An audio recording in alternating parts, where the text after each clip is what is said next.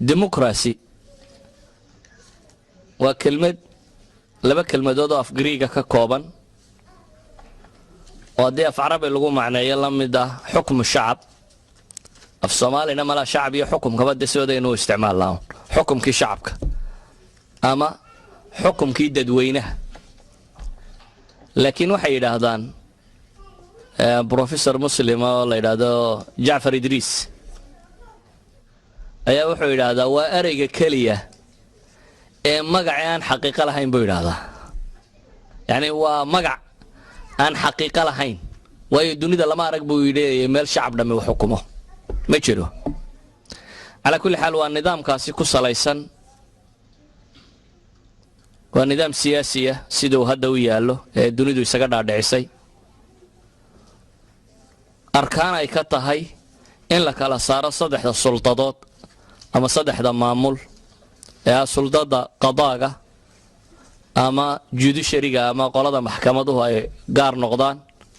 sultada tashriica waxa uu yaqaaneen ama parliamentarian-ku uu gaar noqdo iyo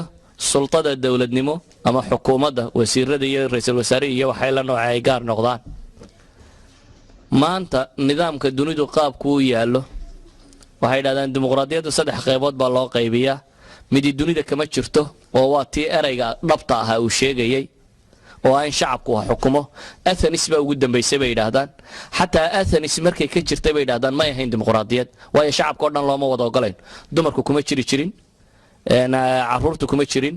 adoomuhu kuma jirin citizenshipka rasmiga qofkan lahayn kuma jirin waxay ahaayeen koox yar oo kooban oo filosofara iyo in dad oo la socotay ka marka la soo dhaafo labada nooc kale ay leedahay waa nooc la yiraahdo nidaam al-jamciyaat hal dawlo qura dunida kaga dhaqanta Switzerland wadanka la yiraahdo weeyaan waa saddexdii sultadood oo koox qura isku wada hayso oo ah baarlamaanka ayaa qudaaduna ka tirsan yihiin madaxweynuhuna ka tirsan yahay wuxuu dhamaba koox qura ku soo ururta deetana nidaam al-jamciyaat nidaam la yiraahdo si kala daadaga qaybteeda kale waa qaybtan loo yaqaano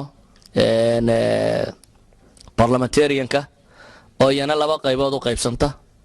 qayb parliamentarian qayb raasiya ama qaybtan baarlamaan la doorto baarlamaanku ra'iisul wasaaraha doorto iyo qayb madaxweynaha toos loo doorto ta Mareykanka isku soo duuduub waa nidaam ku salaysan midka u fiirso xaq iyo baatil ma yaqaano cod dheeri buu yaqaana wanaag iyo sama ma yaqaano cod dheeri buu yaqaana waa maxay taa macnaheedu wuxuu xataa haduu xun yahay oo uu cod dheeri haysto waa xalaal haduu san yahay oo aanu cod dheeri haysanin waa xaraam ariga ma fahmi karaysaa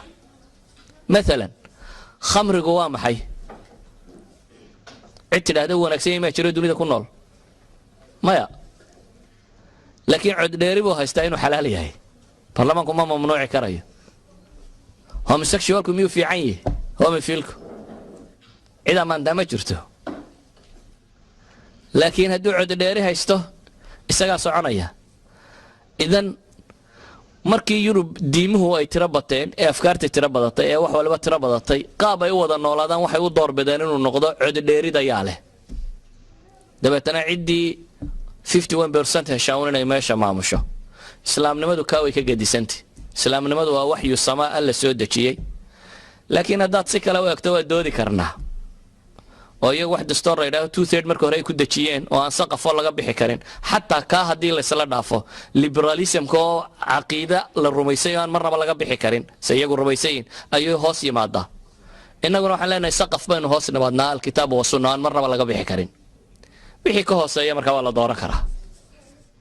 hadii saqafkaasi uu nabad galo idan waa laba nidaam oo meelana isugu iman kara meelana ku kala gadisnaan kara dimuqraadiyaddu qaarna way dhaantaa iyadana islaamka ka fiican wallahu a'lam